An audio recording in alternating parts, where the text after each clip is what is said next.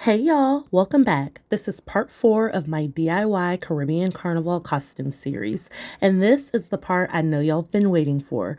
We are bedazzling the swimsuit, and it's about to get really good. Now, just like every other part of this build, you are going to see me on my phone constantly. My inspiration photo was up the entire time, and I was referring back to it with every single decision. This is not me getting distracted, that is me staying on track.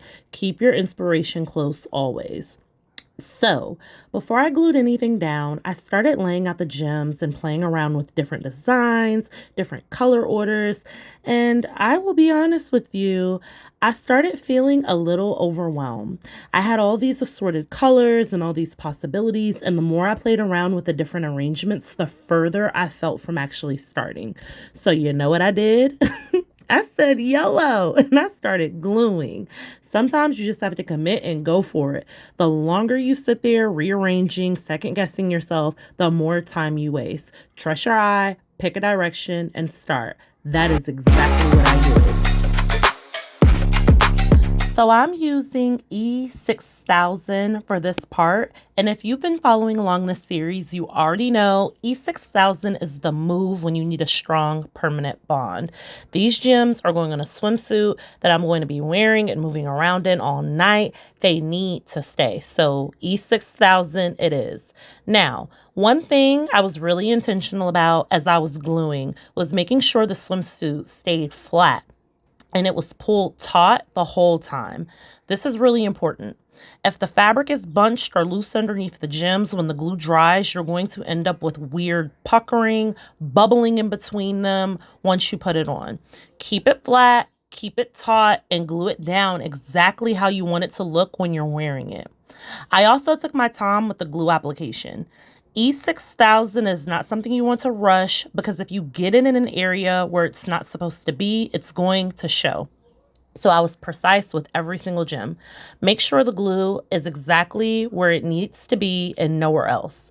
Now, to speed things up without sacrificing the detail, before I moved on to each new row, I went through and I sorted out the specific colors and gem sizes I need to complete that row first. Having everything ready and in front of me before I started gluing meant I wasn't stopping every 2 seconds to dig through a pile of mixed gems.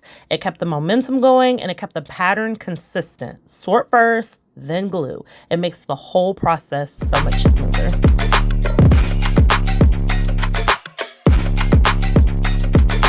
Once the first row was done, I stepped back and started playing around with the layout again.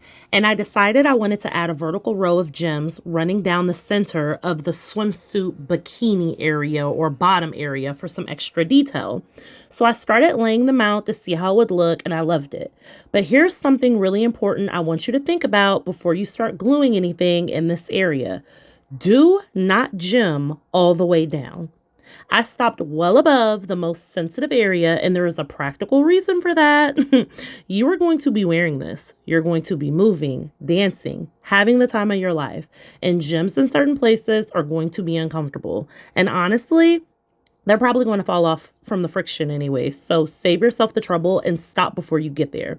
And here's my tip, if you will, for figuring out exactly where to stop.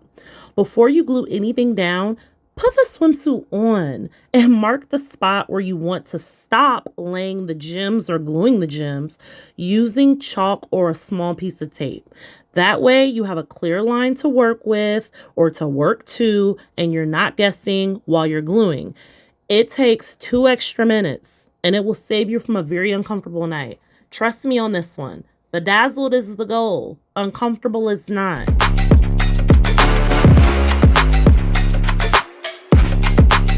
Once I finished the bikini bottom, I took a step back and reviewed my work. And I liked it, but I felt like it needed just a little something more. So I went back in and added a few more gems and a couple of spots just to give it that extra pop. Sometimes the difference between good and great is just a few more rhinestones. Once I was happy with the bottom, it was time to move on to the bra top. And here's where having a design already figured out really paid off. I followed the same design I did on the bottom area and brought it up to the top. That consistency is what makes the whole swimsuit look like a cohesive, intentional piece rather than something separate that just happened to match. And honestly, the top was easier than the bottom. Having the design already locked in meant I was not second guessing anything. I just followed what I already knew worked and executed it. Now, just like with the bottom area, I kept making sure the fabric was flat and pulled taut the whole time. I know I keep saying this, but it really does make that much of a difference. Any bunching underneath the gems while the glue is drying is going to show up once you put it on, and at that point, it's very hard to fix. Once I finished the first side, I just followed the exact same design on the second side, same placement, same pattern, same spacing, keeping them as mirror images of each other. That's what gives it that clean, professional finish. Now, I want to be clear about something. I was very deliberate about not overdoing the gems on the swimsuit. I knew I was not done yet. I had a few more design features I wanted to add on top of this foundation, so I held back on purpose because the worst thing I felt I could do is go real heavy on the gems and not leave myself any room to do anything else because it would be tacky. Leave yourself space to build. You can always add more, but you cannot take it back once that glue is dry. All right, y'all. So now we are getting into the final two design features. And I will be honest, when I picked up the rhinestone string and the sequin trim, I did not have a fully formed plan yet. I just started playing around with both of them to see what felt right. And sometimes that is exactly how the best ideas happen. So what I landed on for the rhinestone string was draping it along the length of my arms. I loved how it looked. It added this really elegant, dramatic detail that I knew was going to look incredible when I was moving around at the party. Now, here's something really important when you're cutting the string. I cut each piece a little longer than the actual length of my arm on purpose because when you're dancing and moving, your arms, the strings need room to move with you. If you cut it exactly to your arm length and you make one big movement, that string is going to pop. Give yourself the extra length. You will not regret it. I took a few lines of the rhinestone string and attached them at the shoulder area of the swimsuit. I was not totally sure how I was going to secure them at first, but I ended up going with the hot glue gun and it worked perfectly. Now, and this is a detail that nobody will ever see, but you will absolutely feel. I cut a small piece of fabric and placed it right over the area where the strings were attached to the shoulder. The reason for that is simple. The attachment point of the string can be rough and scratchy against your skin. And since the last thing you want is to be uncomfortable all night because something is digging into your shoulder, the fabric is completely hidden, so once everything is in place, nobody at the party knew it was there, but it made all the difference in the world for how it felt to wear. The little details that nobody sees are sometimes the most important ones.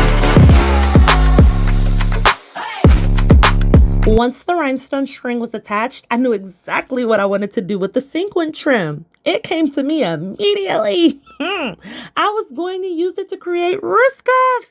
And those cuffs would anchor the other end of the rhinestone string so it draped beautifully all the way down my arm from shoulder to wrist. So I cut the trim to the size of my wrist and then cut a piece of elastic band to close it up. And that elastic band is actually really important, so pay attention to this part. Without the elastic, the cuff would just be a stiff loop of trim. And there is no way you're getting that over your hand and onto your wrist. The elastic is what makes it stretchy enough to slip on and keeps it snug and secure once it's in place. Do not skip that step.